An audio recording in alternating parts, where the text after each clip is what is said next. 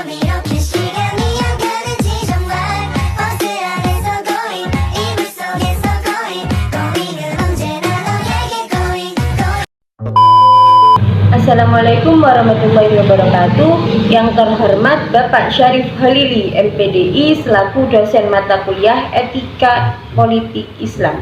Perkenalkan, nama saya Sidik Abbas Asmaul Fauziah dari Program Studi Pendidikan Agama Islam semester 5. Di sini saya akan menjelaskan tentang macam-macam pendidikan Islam di era penjajahan Belanda di Nusantara. Pada masa penjajahan Belanda di Nusantara, berbagai lembaga pendidikan didirikan dengan tujuan yang berbeda-beda, mulai dari pendidikan dasar hingga pendidikan tinggi.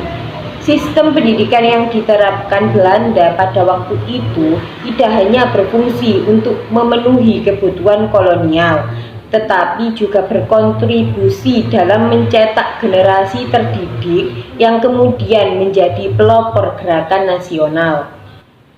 Salah satu lembaga pendidikan yang didirikan adalah Sekolah Rakyat yang disingkat Volkschool, yang merupakan sekolah dasar untuk penduduk pribumi dengan kurikulum dasar dan bahasa pengantar lokal. Sekolah ini menjadi bagian dari sistem pendidikan ganda, di mana sebagian besar sekolah menggunakan bahasa Belanda untuk mengajar, sementara yang lain menggunakan bahasa lokal.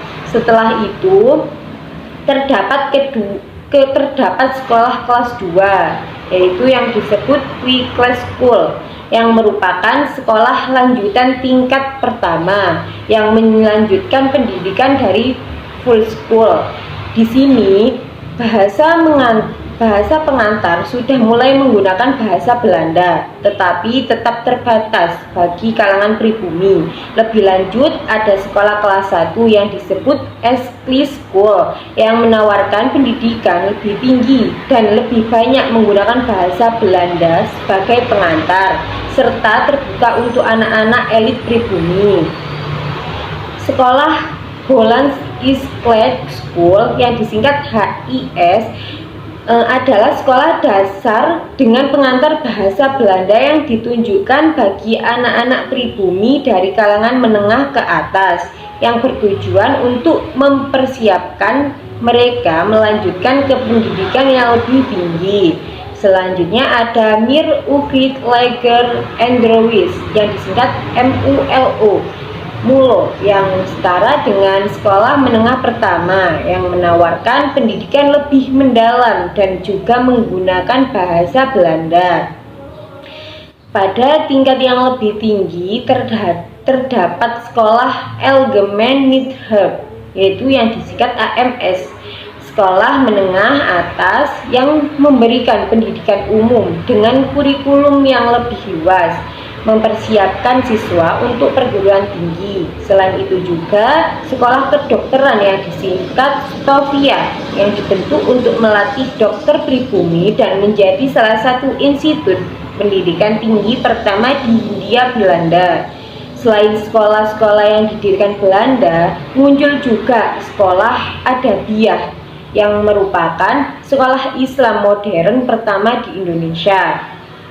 Sekolah ini didirikan sebagai reaksi terhadap sistem pendidikan kolonial dan menggabungkan pendidikan agama dengan pendidikan umum.